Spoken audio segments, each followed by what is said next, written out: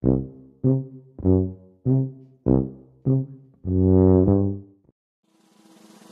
tandang at ang perlas. Sa isang maliit na baryo, may isang tandang na mahilig maghukay sa lupa tuwing umaga. Araw-araw, naghahanap siya ng mga butil at uod upang kainin.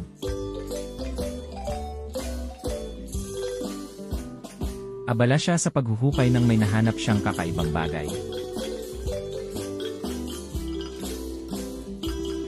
Ano ito? Naisip ng tandang habang nakikita ang kislap mula sa lupa.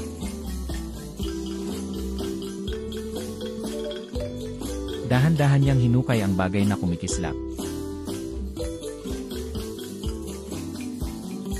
At lumitaw ang isang napakagandang perlas.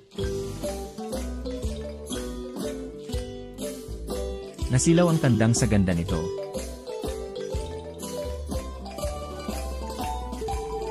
Ngunit saglit siyang nag-isip.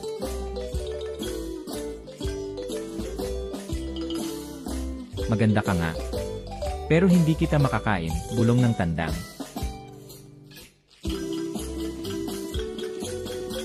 Mas pipiliin ko pa ang isang dakot ng palay. Habang nakatitig sa perlas, naisip niya ang kanyang totoong pangangailangan. Sa akin, ang pagkain ay mas mahalaga kaysa kayamanan.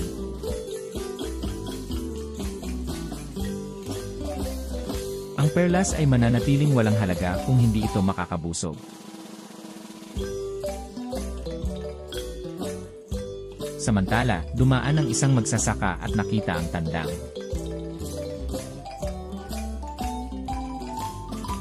Napansin ng magsasaka ang kumikislap sa lupa.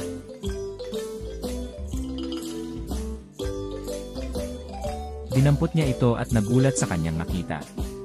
Isang perlas. Kayamanang di ko inaasahan, sigaw ng magsasaka.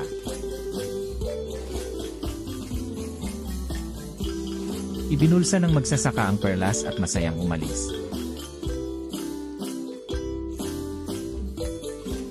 Samantala, nagpatuloy sa paghahanap ng butil ang tandang.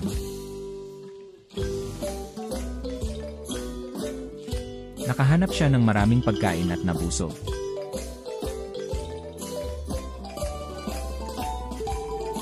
Napaisip ang tandang sa kanyang natuklasan.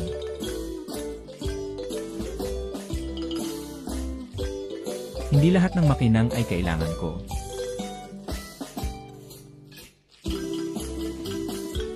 Mas mahalaga ang mga bagay na makapagbibigay ng tunay na halaga sa buhay.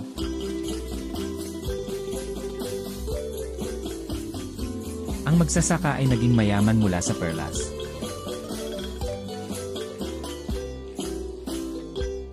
Ngunit ang tandang ay nanatiling masaya at busog.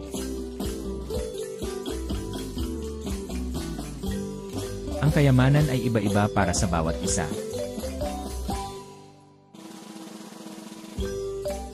Para sa tandang, sapat na ang pagkain at kalayaan.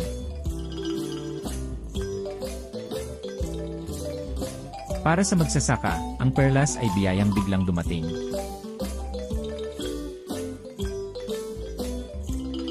Ang tunay na yaman ay nasa kung ano ang mahalaga sa ating pangangailangan. Sapagkat hindi lahat ng makinang ay ginto. At hindi lahat ng ginto ay mahalaga.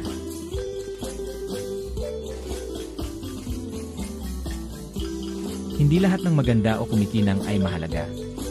Mas importante ang mga bagay na tunay nating kailangan.